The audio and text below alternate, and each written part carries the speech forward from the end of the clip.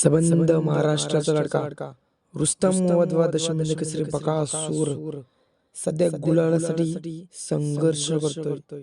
कारण मागील 3 मैदानामध्ये सर्वांच्या लाडक्या बकासूरची हार झाली।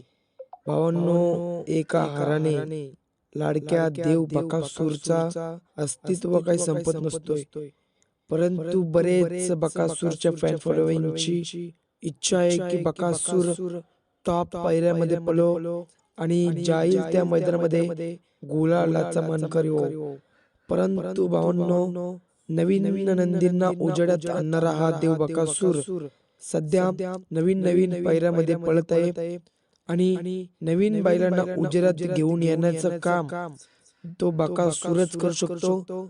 कारण तो देव आहे आणि तो नक्कीच जो बकासूरच्या गळ्यामध्ये पडेल तो उद्या उजेडात येईल, हे 100% खात्रीशीरच आहे। बरेच नंदी झाले ते बकासूरने उजेडात घेऊन आणले। नक्कीच बकासूरने आपल्याला जे काही पाहिजे होते ते करून दिलेले दशमिंद केसरी बकासूर झालेला आहे। आता त्याच्याकडनं कोणतीच इच्छा राहिली नाही। तो आता नवीन नंदींना उजेडात घेऊन येण्याचं काम करत आहे। असो, मैदानामध्ये हारजीत होत असते, हारजीत हा खेळाचा भाग आहे। जाईल त्या मैदानामध्ये गुलाल नसेल तरी चालेल, परंतु टॉप पायऱ्यामध्ये दिसेल अशी आशा असेल। कारण उद्या आपला बकासूर आपल्याला पळताना दिसणार आहे।